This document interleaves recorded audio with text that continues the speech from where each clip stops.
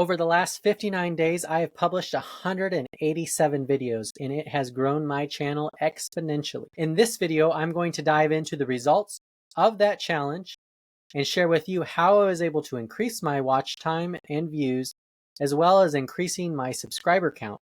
When I started in December, I was at 68 and I'm now at 176. We'll talk about what we can learn from this challenge that you and I can apply towards our YouTubing for the months ahead. I've also sliced the analytics into different categories so we can be able to see what contributed to the success.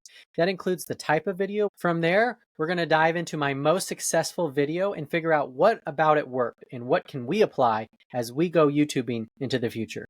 I'll be sharing specific insights and actions throughout this video on things I've learned, things that I'm going to do differently, new things I'm going to try, and things that seem to be working really well that I'm going to continue doing. This video does include chapters, so if you do want to skip around, you can easily do that.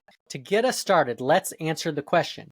After publishing 187 videos, what happened on my channel? What type of results did I create by publishing such a high volume of videos? Let's dive in. Compared to prior months and years, my 2025 YouTube activity and watch hours has been incredible. The growth in January was awesome, and in February, it's even beyond what I could have expected. And as soon as I got serious and I started doing the things I knew would contribute and the things that you all were teaching me, I immediately began to see results. For the first 2 months of 2025, I generated 298.9 watch hours, and 237 and a half of those were in February. A little bit over 60 were in January, but just to give you a little context, that is pretty wild because in all of 2024, I didn't even have that many watch hours. So in 2 months, I've been able to surpass the amount of watch hours I had all of last year, which is just incredible. In February alone, I almost surpassed 2024 in 1 month. So it's pretty incredible. I'm excited. I'm moving. My biggest video was such a huge hit that it certainly expedited things. But even if I hadn't had this huge hit of a video, my hours were still well above January. So February was great. January was great. I'm a bit stunned at just how much success I've had at YouTube after I took it serious in January. And yes, I'm small, and yes, I'm just getting started, but I'm having so much progress. And as I compare myself to past me, I'm moving, and I'm moving quickly. One of the major contributors to that was my biggest video, both in view count and in watch hours. And we're going to dive into that video later on. But first, let's dive into some of these higher level analytics in more detail. Here's the graph of watch hours from the beginning of 2024 through the end of last year and into 2025. And as you can see here, we have December, which was a little bit of an uptick, and then January, which was another uptick, and then all of a sudden, boom, this spike upwards. In February, I was able to surpass the 100 subscriber mark. It took me 7 years, but I finally did it. Now I'm at 176 subscribers, which means I was able to generate 108 subscribers in 2 months when it took me 7 years to get 68 subscribers. So that's pretty incredible. Thank you so much for everyone that did subscribe. I appreciate it. Hit videos and a volume of activity makes a difference. That's my big takeaway from this challenge. Before we dive into those details, I did want to make a couple notes. When I logged into my YouTube channel dashboard, YouTube did give me a little celebration announcement for 100 subscribers and for 30,000 views. So that was cool. The reason I bring it up is I do wonder, because YouTube acknowledges it to me as the YouTuber, does that mean it has any type of influence on the sense of authority that the channel has? So that's one of my outstanding questions is, how much does a YouTube channel's authority affect its view counts on the videos that it publishes? When it comes to Google and search engine optimization, in terms of my blogging, Google gives websites and domains authority, and that authority plays a role in ranking certain types of content that's relevant to that domain's authority. So one of my outstanding questions about YouTube is, does it operate in a similar way? Now that you know the outcome of this challenge that I've done, let's dive into the specific details and tease out some insights and lessons that we can apply as we go forward in our YouTubing. In this video, I'm going to just do a 2025 overview, and then I'll dive a little bit into February specifically. But if you want to look into what I did in January and some of the takeaways and conclusions, as well as a little bit of my history as a YouTuber, dive into that video. So let's dive into the analytics for 2025 and my slicing and dicing. So I've published 187 videos this year so far. 77 of those were in January, and 110 were in February. So let's break it down. There were 8 fireside chat videos. There was 1 flashback travel video from 22 years ago that I published. There was 12 videos from an old freelancer course that I did that I needed to redo, so I thought, why don't I just put it online for free? I had 2 podcast episodes that I published. Technically, it was 3 because I had to republish one of the episodes twice because I had an error in the first one and I had to re-upload it. And then I published 87 clips, which is a ton of clips. Now, that's a lot of videos, and a lot of that volume is those clips. And that's an advantage for podcasters. If you're a podcaster, I recommend you start making clips. That's a great way to get started on YouTube as you start getting serious. Based on my activity in January and the results, the clips were really a huge opportunity for me. And so I leaned into them heavily in February based on the insights I did from my challenge in January. But this month, I've discovered some new opportunities that I can lean into that have a bigger upside and a bigger potential than clips. So I'll be shifting my priorities this month. So take a look at this graph. This is the watch hours by video type. It's clear that the upside of the fireside chat videos is huge. So you can notice here on this top graph, we've got January and then we've got February. We're going to break this into these categories. I've got it based on January and February. So you can see January, 61 hours. Like, that was my best month ever. You could see how much February dwarfs January, which, is exciting. But you can see the pink right here. That's what did it. And that has to do with, I did a lot more videos like this. I did more talking head vlog videos. And a lot of that was the actual hit video. So you can see that upside. And then you can also see total watch hour by type. And that's broken down into these different groups. We've got fireside chats, podcast episodes, and then clips, and then travel. That's my Alaska video. And then I got some blog readings in there as well. So if we exclude the hit videos, you notice up here, we've got this giant pink, but it's still a pretty big pink without the biggest video. If I take that out, you can see that it still has a big impact here. So podcast episodes is number 1, then clips, then fireside chat, and then the travel video. So those graphs show the total number of watch hours by category. So if we travel to those watch hours by the number of videos in each category, we actually get a different result. So not all of the categories have the same number of videos, so we need to average them out. These are the categories divided by the number of items in each category. You can see the average is 8.29 watch hours per fireside chat, 1.3 for each of my travel videos, 1 for podcast episodes, and then clips are 0.3. And then if we take out the hit video, fireside chat still wins. It's 1.869. So if we take out the hit, fireside chat is still the biggest. So that tells me if I can put and do a bunch of these fireside chat videos, pull back on some of my time from clips and put more videos like this and see how March goes. Also, I don't have many travel videos, but it's interesting just to see how effective they are. I went to Honduras a couple years ago and I've got a ton of video footage. I could probably create a longer video or a bunch of shorter videos. So I'm just thinking maybe there's a lot of upside to creating a video like that. So how will I pivot in March? After the challenge I did in January, I discovered that clips was a great place for me to spend time and focus. So I did that in February. But I also did some other things, I experimented. And as a result, I discovered that these fireside chat videos are very effective. And so what I'm going to do is I'm going to pull back on clips and I'm going to do more of these types of videos. I estimate I spent 25 to 30 hours finding those clips, creating them, publishing them, creating the thumbnails and all of that. So if I can allocate maybe 20 of those 30 hours towards videos like this, that's really what I'm planning to do in March. I'll still do some clips because I don't want to give up on them. I think they're going to have an impact, and I'm curious how they're going to have an impact as the channel grows and as I do more and more of them. We may find that it just isn't worth doing them at some point, but I want to keep them up just to either verify that that's the case or to figure out if there actually is an opportunity there with the volume of them. So the battle of video types continue, and we'll see who prevails at the end of March in the next report video. Before we dive into some of the other insights and data, there's something I want to show you about when it comes to publishing a large volume of videos.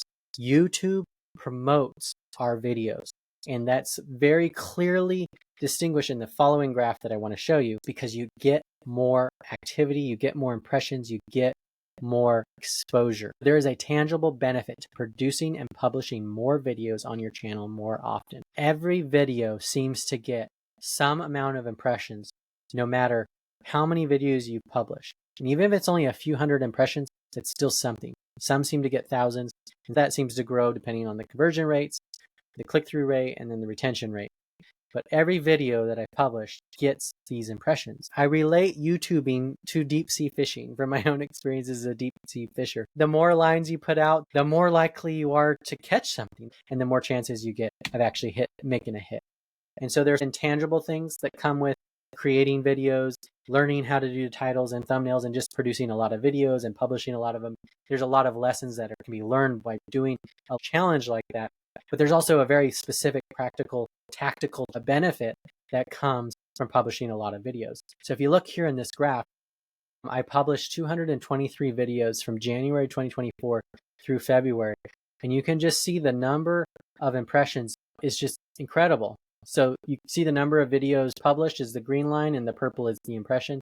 So as I published more videos, I got more impressions. It's just as simple as that. 301,000 impressions. Every video is going to at least get a few hundred, maybe a few thousand. And that means the more videos we publish, the more exposure we get. So just in February, I got 154,000 impressions. If I were paying for those impressions, it might cost me $500 to $1,500. So that's free advertising that we're getting on our YouTube videos just by publishing them. So if you can publish more often, understand that that's the benefit you're going to get, even if you're not performing, because a lot of my videos didn't perform and I was still getting the impressions. Now, the other thing to keep in mind that this insight does imply is that age matters, right? The impressions go up when you publish new videos and then they fall off or they go into a maintenance mode. And so new stuff is going to have more of an impact. It's going to get more exposure and that's going to make a difference. Speaking of age, let's dive a little bit into age and let's look at some data on how does age affect videos. It might be obvious that new stuff seems to have more impact, but let's look at the data and see how much that verifies that assumption. If we look at my 2025 data, here's the breakdown of watch hours by video age. You can see that new is 81%. So it's pretty much most of it. Then we got recent and then we got old. And recent is second. The graph shows the number of watch hours in total by age grouping. If we normalize the number based on the average number of watch hours, here's what we get. So it's a little bit not as extreme, but it's essentially the same structure. The new videos get the most, then recent. And I define recent as the 3 months before the month that I'm evaluating. So in the case of February would be the new month, and then January, December, and November would be recent months, and anything older than that would be old. So as you can see here, we've got 1.45 for new for video, points for recent, and 0.267 for old. So new videos dominate, but when it averages out against the number of videos in the category, new videos are not as dominant as they first seem in this first graph. As the year unfolds, because I've published so many videos in January and February and so many clips, I'll be curious to see how this pans out over time. I would expect old to eventually take over new because the library just gets so big and is producing at a lower level, but collectively ends up just being so much bigger. But maybe that's wrong. We'll see what happens. What's pretty incredible is that in 2025, I've published more videos than I have in the last 7 years of YouTubing. So it's a pretty incredible level of activity that I've leaned into and have aggressively attacked my YouTube channel in my effort to take it seriously and get monetized this year. All right, let's keep exploring the data and let's look at what does the video length tell us. If we dive into my next graph here, the percentage of watch hours by video duration, we can see that we've got short, medium, and long. Short is 0 to 14 minutes. Medium I've identified as 15 to 39 minutes, and long is 40 minutes or longer. So based on total watch time, medium length videos perform best. Let's see what happens when we average out the numbers. Wow, this becomes even more pronounced. My medium length videos dominate, but I do wonder how does it fare when I've taken out my hit video? So let's look at it without the hit. All right, so even without my hit video, it is still dominating. Medium is 15 to 39 minutes, seem to get 2.309. Without my hit video, with the hit video, it's about 9 watch hours. Medium length videos seem to be the place to be. Now, I have a lot of clips and they're all in the short, so that could be skewing the data a bit, but this is an interesting insight. So as I produce these Fireside Chats videos, I'm going to aim for that medium length That seems to be a sweet spot. So we'll see how that plays out. Let's dive into the top performing videos, particularly my hit videos.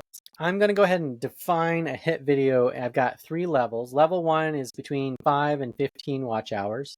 So a level 2 hit video would be between 16 and 50 watch hours. A level 3 hit video would be between 51 and 150 watch hours. My biggest hit video was a level 3 video. This is now my most watched YouTube video ever, and it was quick. So a little context, in January of this year, I decided to take YouTube seriously. I did a challenge. I published all these videos in January, and then at the end of January, at the beginning of February, I did a video to talk about the challenge and what kind of results it were.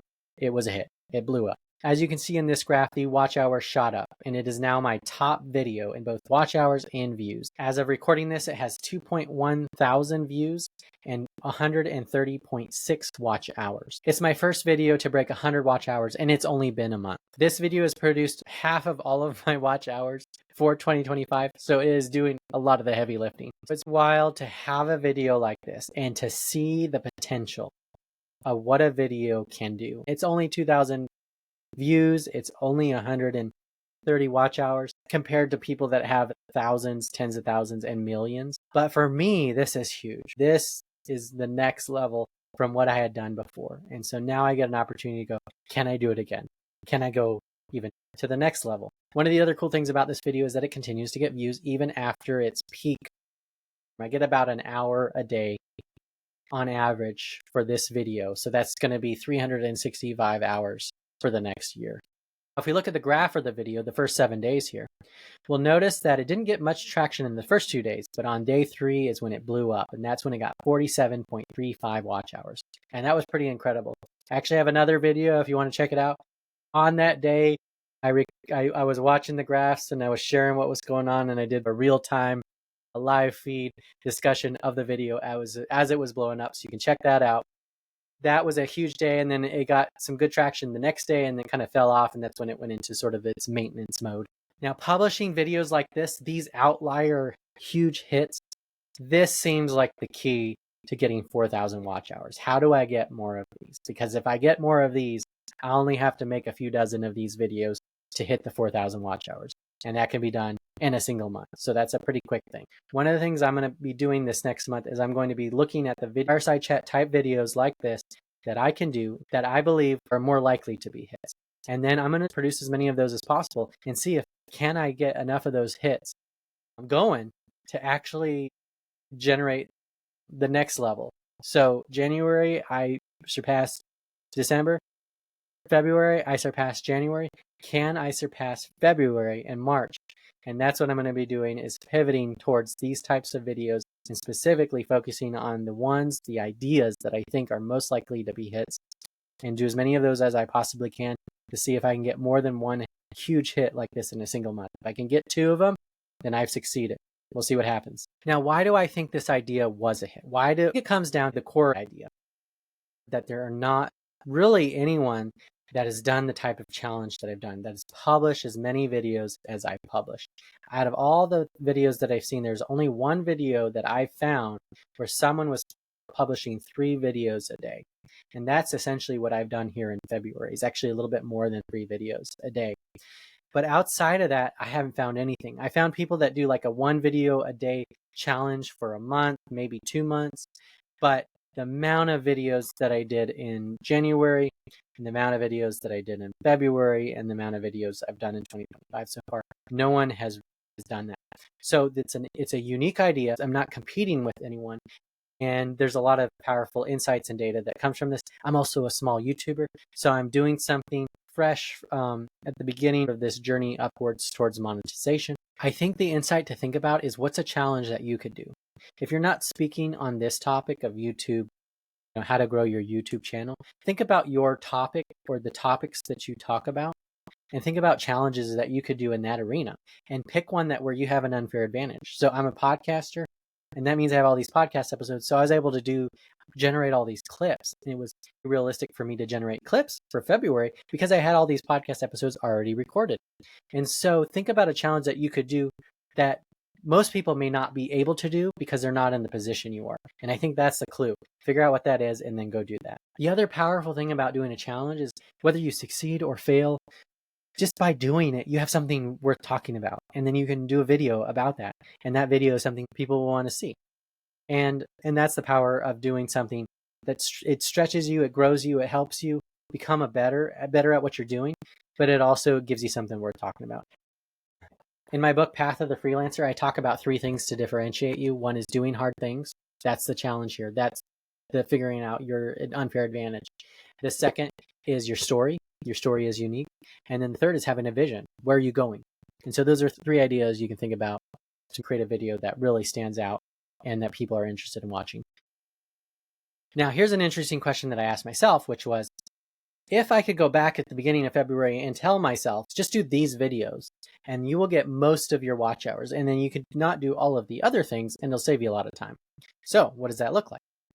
If I look at my top 7 videos, these numbers are just for February. So this is my top video. It had 128 in February. 15 hours, 12, 12, 8, 8, and 7. My top 7 videos generated 194 watch hours for 2025.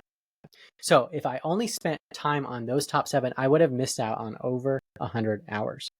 Now I have 59 watch hours from 25 videos that are over 1 watch hour. So if I worked on the top 32 videos, I would have generated 253 of the 298 watch hours. That would have been 84%. What's wild is that 254 of my videos with less than 1 watch hour generated 46 watch hours as a collective. That's 16%. Now these numbers include all videos, including the past archives, the old videos. So let's dive into February and see if we just include those videos, what does it look like? 187 of the 237 watch hours came from 6 hit videos in February. If we include videos over 1 watch hour, we're looking at 111 watch hours from 17 videos. I could have saved myself 21 hours and not done those 5 videos. I wouldn't have gotten this 25 watch hours, which I would have been a little bit lower. Maybe I could have allocated that differently. And that's what I'm going to do in March. I'm going to take that time and allocate it towards fireside chat videos like these. Now, if I didn't change anything at the rate that I'm going, which in February I was about 300 hours, you put that times 12, that's 3,600 watch hours. So that's almost the 4,000 watch hours, which means at the rate I'm going, I could probably get monetized in 12 months. I'm moving in the right direction. And the library is going to continue to grow and get active.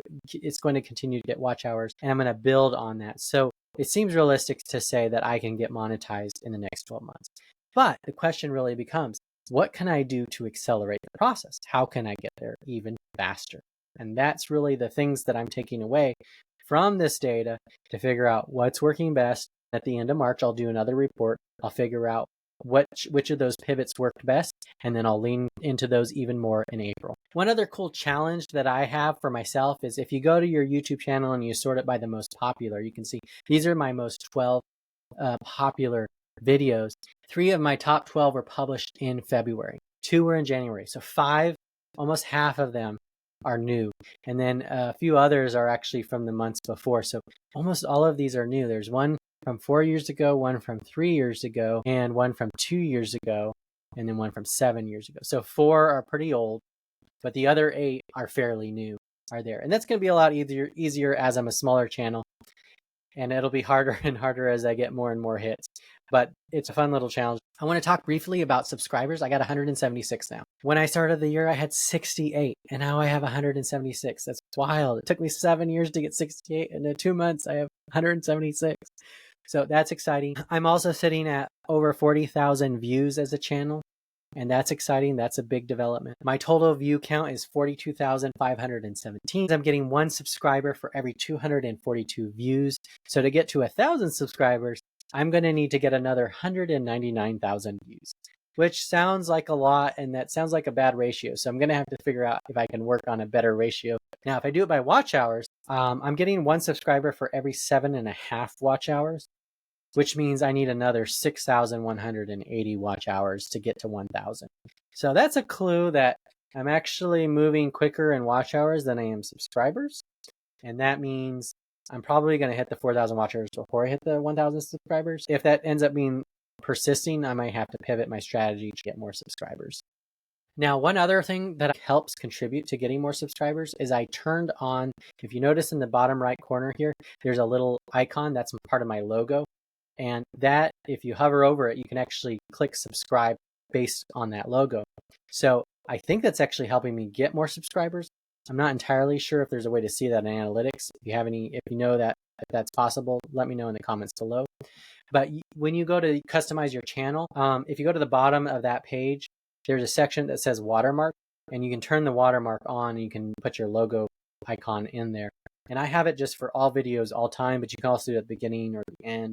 Now, I also want to talk a little bit about YouTube Shorts because I did a couple things this month. I wasn't planning to do a whole lot with shorts. The videos don't contribute to watch hours, so it's not a priority. What's funny is I ended up publishing my 2 most successful YouTube shorts of all time this past month, which I had not planned, but I just did it. And it was that Alaska video that I mentioned earlier. I filmed this. This is the old camera, the Sony Handycam. This is what I used to this little camera here to film it. And when I pulled the video up and I thought, oh, this is an Alaska fishing trip. There's some clips in here I could pull and make some YouTube shorts and see what happens. I wanted to test, like, could I get people that were watching the YouTube short to actually go watch the full video, which I discovered they don't really do. You do get a few views and maybe a little bit of time, but most people that click over, they don't seem to actually watch the video. But I ended up having a hit, and my top YouTube short was 11,000. My biggest YouTube short before that was 600 views, so 11,000 was pretty huge. And what's wild is it has 41 watch hours, and it's a 7-second clip. If I could do that with another video, just a normal video, that'd be pretty awesome.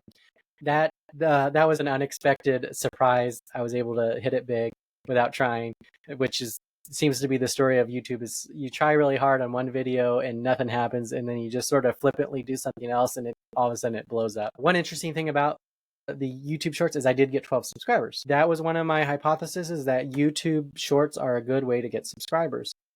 It probably doesn't matter all that much after you've been monetized, but if you're trying to get to the 1,000 subscribers, whether they're going to watch the videos or not, if it helps you get there, then I'll take them. Now, a couple other quick insights that I discovered is it seems to me that shorts are a good way to stimulate past published videos to get them more traction, particularly those videos that we think should have done good but didn't. Posting shorts also seems to stir up activity for the channel, even if it's not directly related. It's hard to tell, but it seems like it's a signal to YouTube. Hey, show my other videos. But it could just be coincidence when I see that type of activity correlating. With the shorts that I did edit them. I identified how long people were watching the video and actually shortened them to be that. And it didn't seem to make much of a difference. But it's hard to tell because I did it. And so it may have actually helped carry the videos that I got to continue to get traffic. Ultimately, my conclusion is shorts don't help with getting more watch time. I do have some theories about certain types of shorts that might help with generating certain types of watch hours, but I have to do some more experimentation. I have not been able to figure out the formula to get watch hours on normal videos from YouTube Shorts. Now, for those of you that are doing YouTube Shorts, one thing I figured out is that YouTube Short success comes down to the idea of showing people just enough to get them interested and satisfied, but not enough to actually fully satisfy them. Whatever is enough to fully satisfy them, you want to give them 80% of that, and then you cut the short, and then it's like they want more, but they can't have it, so they might end up watching it again. They end up watching all of it, and then they might end up watching it again. Let's talk about other experiments. I also went live this month for the first time. I was testing it out. I did a podcast episode, and we went live with it, and I got a 0.4 watch hours, so it wasn't all that successful. But it was good for me to go through that process to figure out how to do it, and then know that it's one of the arrows in my quiver that can leverage in the future. I'm also experimenting with other formats for my podcast and other videos that I can do and trying different things. The cool thing about me right now or with my YouTube channel is I can experiment. I can do all kinds of things. I'm not limited. If nobody watches my video, nobody watches it. I'm continuing to grow. I'm getting more views. I'm getting more watch hours. I'm getting more subscribers. So I have an opportunity just to experiment, try a bunch of different things, and see how things play out and see what works. One other interesting tidbit that I discovered just by posting all the clips and doing all these videos, particularly for my podcast, and particularly for people on my podcast that don't have a huge digital footprint. Here's Liz McVicker. She's someone I interviewed. What I noticed is my YouTube videos clips, they're showing up in images. And then if you scroll down to the videos part, you can see like these 3 videos are the clips that I posted. And then if I go to the video tab on Google, it's all of my clips here. So videos actually has an opportunity to get you ranked on Google. And I'm curious, what kind of traffic, external traffic I'm going to get to YouTube videos because of how well I'm ranking all these things. YouTube clips are great for getting ranked on Google. When it comes to doing YouTube, it's a roller coaster. There's videos that are successful and videos that aren't, and then everything in between. And doing a volume of videos, publishing a lot of videos, I think is super helpful for maintaining morale, because some videos don't do anything. They just sit there and waste away. And other videos you don't expect to be a hit, become a hit. And it's very motivating. It's very excited when a video, even if it's like 5 watch hours or 10 watch hours or 12 watch hours, it's exciting to see when those videos grow. And I think publishing a lot of videos has a way of keeping fuel in the motivational tank to keep us going. And if you're only doing 1 video a month and that video doesn't do well, then like you're going to be depressed and sad. So maybe you do 187 videos in 2 months and you have some of them turn into hits. It's exciting, and it keeps, it keeps me motivated doing the things that sometimes don't seem like they're doing anything. It's also quite interesting to go through emotions of having a hit video, like my biggest video. It blew up and it was getting all these watch hours and all these views, more than anything I had experienced. And it was super exciting. And I was thrilled to watch it unfold live as it was, obsessing about the stats as we all YouTubers do, and then falling back down to earth when everything normalizes, and then hoping for the next one to happen again. One thing I did do in February that actually didn't work out was end cards. Everyone says do end cards. And I've been putting them on all my videos, and I got 1 watch hour for my end cards. And maybe that's because I'm not retaining people well enough for it to be effective. Or maybe I don't have enough volume. Maybe I'm too small of a channel. But it seems like end cards don't really make a difference. I'm going to keep doing them. I'm going to test it out as I grow, and maybe they'll have an impact later on. This video is a video I've been working on for the last month. When I did the first version for January, and then I published that in February, I knew I wanted to do another one at the beginning of March, and that would reflect on February and January and just 2025 in total. And I created an Evernote, and I just started putting notes and analytics. And part of the reason I've been able to share all of these different things and all of these insights and all these reports is because I've been working on this script for this whole month. I've been working on all the data points, all the ideas, the questions, the insights, the things I'm learning, and I've just been collecting them in my Evernote so that I can share them with you. Out of everything I've shared, what's been interesting? Is anything helpful? Is anything new to you? Is there any advice that you have for me as I trek into March? Share your thoughts. I'm Jason Scott Montoya, and thank you for watching.